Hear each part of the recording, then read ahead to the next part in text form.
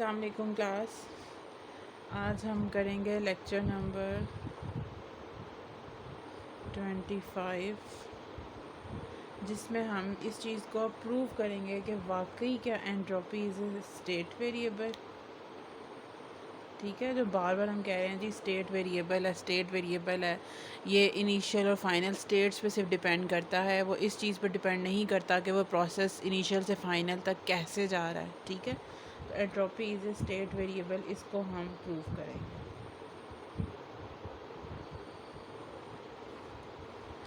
अच्छा, जब entropy is state variable है तो मतलब ये कि वो स्टेट पर डिपेंड कर रहा है इनिशियल और फाइनल पे, वो डिपेंड नहीं कर रहा प्रोसेस के ऊपर। तो प्रोसेस तो भी हमने जितने भी प्रोसेस अभी तक पढ़ा है पिछले लेक्चर में एंट्रोपी को स्टेट के लिए या एंट्रोपी फाइंड आउट करने के लिए, वो हमने कौन सा प्रोसेस पढ़ा है? Irreversible process. ठीक है, अच्छा, तो अगर ये प्रोसेस जो एंट्रोपी है ये स्टेट वेरिएबल है और ये प्रोसेस पर डिपेंड नहीं करता, तो इसका मतलब है इरिवर्सिबल पे अगर वो ऐसे कर रहा है तो रिवर्सिबल में भी उसको ऐसे ही करना चाहिए, क्योंकि प्रोसेस इरिवर्सिबल हो या रिवर्सिबल हो, अगर तो वो स्टेट फंक्शन है तो उसको इनिशियल और फाइनल स्टेट से सिर्फ गर्ज होनी चाहिए, उसको इस चीज़ से गर्ज नहीं होनी चाहिए कि वो इनिशियल से फाइनल तक कैसे गया। तो इसलिए हमने पहले इरिवर्सिबल प्रोसेस के लिए एंट्रोपी फाइंड आउट की थी। अब हम एक प्रोसेस लेंगे जिसको हम रिवर्सिबल प्रोसेस कहेंगे और उसके लिए हम एंट्रोपी फाइंड आउट करेंगे। तो जाहिर सी बात है, अगर वो मेरे पास रिवर्सिबल प्रोसेस है तो उस प्रोसेस को मैं कैसे करूँगी? बहुत ग्रेजुअली करूँगी, बहुत स्लोली करूँगी, ताकि वो मैं उसी तरीके से उस प्रोसेस को फॉलो बैक करते हुए, जिसे कहते हैं ना बैक फॉलो बैक सब्स्टिट्यूशन करके, बैक फॉलो करके मैं उसको दोबारा से वेरीफाई कर सकूँ। ठीक है, दोबारा से प्रोसेस को रिवर्स कर सकूँ।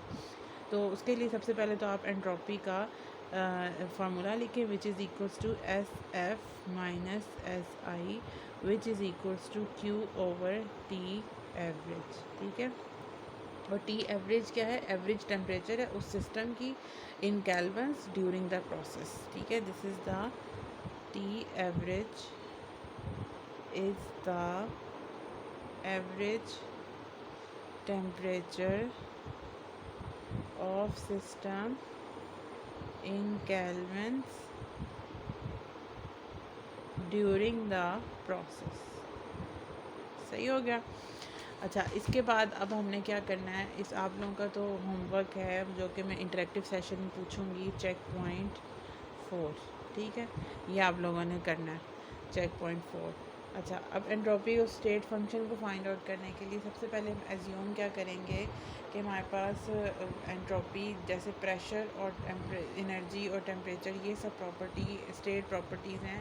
इस तरीके से एंट्रोपी भी स्टेट, ये हमारी एजम्पशन है। यानी जिस तरह से प्रेशर, वॉल्यूम, टेम्परेचर या एनर्जी को हम स्टेट वेरिएबल्स या स्टेट प्रॉपर्टी कहते हैं, इस तरह एंट्रोपी भी हमारे पास स्टेट वेरिएबल है। हम पहली चीज़ तो ये एज्यूम करेंगे, this is our first assumption. Second, हम उसको कह देंगे कि एक हम आइडियल गैस कंसिडर करेंगे और उसको हम रिवर्सिबल प्रोसेस के थ्रू चलाएँगे। और किसी भी प्रोसेस को रिवर्सिबल प्रोसेस बनाना है तो उसका क्या मतलब है कि हम उसको स्लोली करेंगे, ग्रेजुअली, इन स्टेप्स। जब हम इन स्टेप्स की बात करेंगे तो ईच स्टेप में हमारे पास एनर्जी जो ट्रांसफ़र होगी एज हीट इन या आउट, यानी टू और फ्रॉम द गैस, ये जो भी एक तो हमने क्या बात की, सेकंड हमने असम्पशन ली, हमने केस क्या गैस कौन सी लेनी है, हमने आइडियल गैस लेनी है। और वो जो आइडियल गैस है वो मेरे पास में जो प्रोसेस होगा वो क्या होगा? बहुत ग्रेजुअली होगा, स्लोली होगा और इन स्टेप्स होगा। ठीक है, और स्टेप्स में एनर्जी जो होगी वो ट्रांसफ़र होगी इन या आउट ऑफ द गैस। सही हो गया। अब जाहिर सी पता एनर्जी इन स्टेप्स होगी तो फिर उसमें जो वर्क डन होगा वो भी हमारे पास इन स्टेप्स होगा। और वर्क डन, जब हर चीज़ इन स्टेप्स में जा रही है तो मैं टोटल एनर्जी की नहीं लिखूँगी बल्कि चेंज इन एनर्जी लिखूँगी। तो मेरे पास change in internal energy is equals to heat भी होगी मेरे पास डी क्यू और साथ डी डब्ल्यू। ये तो मेरे पास हो गया फर्स्ट लॉ ऑफ थर्मोडायनेमिक्स, जो कि मैं रिवर्सिबल प्रोसेस में यूज़ कर सकती हूँ। तो डी डब्ल्यू मेरे पास क्या हो जाएगा? For reversible process P D V हो जाएगा।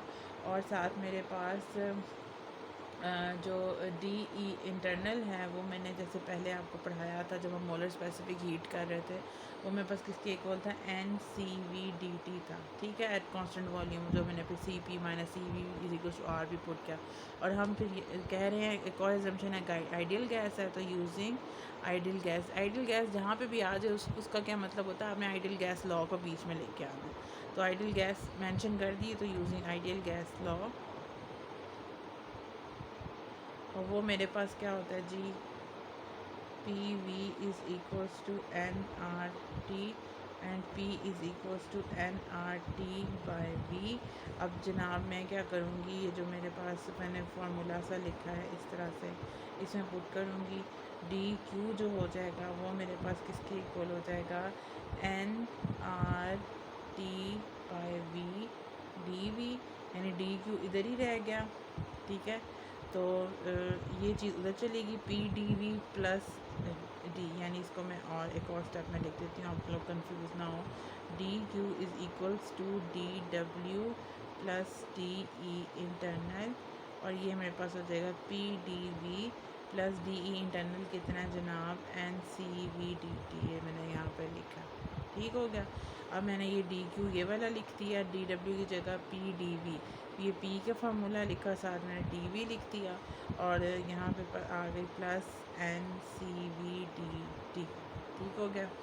अब मैं क्या करूँगी, मैं करूँगी सारों को टी से डिवाइड कर दूँगी, ठीक है, divided by T divided by T divided by T, और सारों को इंटीग्रेशन ले लूँगी इनिशियल से फाइनल। चेंज आ रहा है जनाब, ये स्टेट फंक्शन है इनिशियल से फाइनल पे, ठीक है, चेंज आ रहा है जनाब कहाँ से, ये भी स्टेट फंक्शन है वॉल्यूम, इनिशियल से फाइनल पे, टेम्परेचर भी स्टेट फंक्शन है, तो इनिशियल से फाइनल, तो इसका क्या मतलब, और D Q by D T, T क्या होता है, दिस इज़ एंट्रोपी, प्रूव हो गया ना। और एंट्रोपी भी मेरे पास क्या है, change in entropy, because this is also change, ये भी चेंज होगा, और ये फर्दर किसके इक्वल, आगे से ये भी आगे से किस पे डिपेंड कर रहा है, स्टेट वेरिएबल्स पे। तो इसका मतलब है अगर ये रिवर्सिबल प्रोसेस भी लिया जाए तो भी एंट्रोपी जो होती है वो हमारे पास स्टेट वेरिएबल ही रहती है, या स्टेट फंक्शन या स्टेट की प्रॉपर्टी ही रहती है, ठीक है, ये डिपेंड नहीं करती कि इधर वो काम किस तरीके से किया जा रहा है।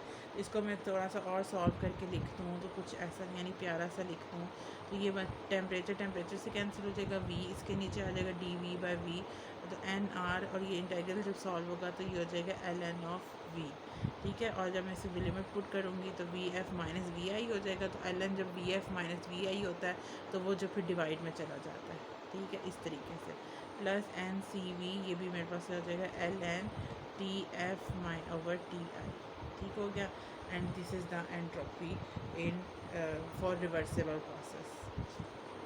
तो ये आपने क्या यहाँ पे चीज़ सीखी कि अगर प्रोसेस मेरे पास रिवर्सिबल भी होगा तो भी मेरे पास जो एंट्रोपी है वो स्टेट फंक्शन, स्टेट वेरिएबल या स्टेट ही की प्रॉपर्टी रहेगी। सेकंड जो है आपने चेक पॉइंट 2, ये भी अभी करें, और मुझे आपने डिस्कस करना है इंटरेक्टिव सेशन में। दिस इज़ चेक पॉइंट 2, ठीक है, 2 मैंने आपको चेक पॉइंट से। अच्छा, अब हमारे पास एक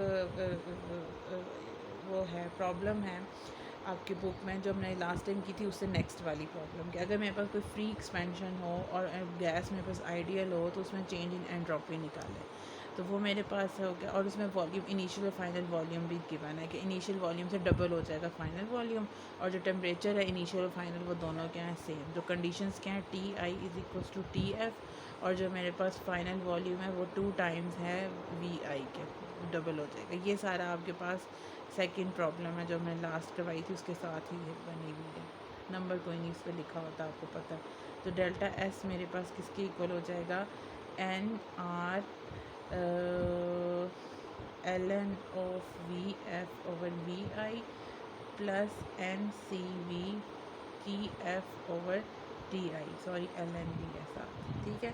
अब टी एफ टी आई के इक्वल हो जाएगा तो दोनों कैंसिल होकर 1 आ जाएगा, और आपको पता है एल एन ऑफ 1 जो होता है वो 0 होता है, तो ये पूरी की पूरी टर्म आपके पास क्या हो जाएगी, 0 हो जाएगी, और डेल्टा एस मेरे पास रह जाएगा n R L n 2 V I over V I से cancel, delta S is equals to n R L N of 2, और NL ये जो भी आएगा फार्मूला में वैल्यू इसकी पुट करने के बाद आंसर आएगा 5.76 जूल्स पर केल्विन। ये आ गई आपके पास डेल्टा एस। ठीक है, इस कंडीशन में अब मैं चेंज इन एंट्रोपी फर्दर लिख सकती हूँ। फार्मूले जो हैं उसके, change in entropy for liquid और सॉलिड्स। अगर मेरे पास लिक्विड्स में प्रोसेस कोई हो रहा हो, जो मेरे पास सिस्टम है थर्मोडायनेमिक सिस्टम, वो लिक्विड, उसमें लिक्विड इन्वॉल्व हो गैस की जगह, या सॉलिड इन्वॉल्व हो, तो डेल्टा एस कैसे, एंट्रोपी कैसे निकाली जाएगी? वो मेरे पास होगी आई से F D Q by T is equals to I से F M C D T over T is equals to, ये रह जाएगा M C L N of T F over T I. ये आ गई आपके पास change in entropy for liquid and solids. इसी तरीके से हम अगर बात करेंगे फॉर सॉलिड और liquid that undergoes phase transition, अगर फेज़ ट्रांजिशन शुरू हो जाए इसके अंदर, ठीक है, फॉर फेज़ ट्रांजिशन, तो मेरे पास जो एंट्रोपी है वो क्या हो जाएगी?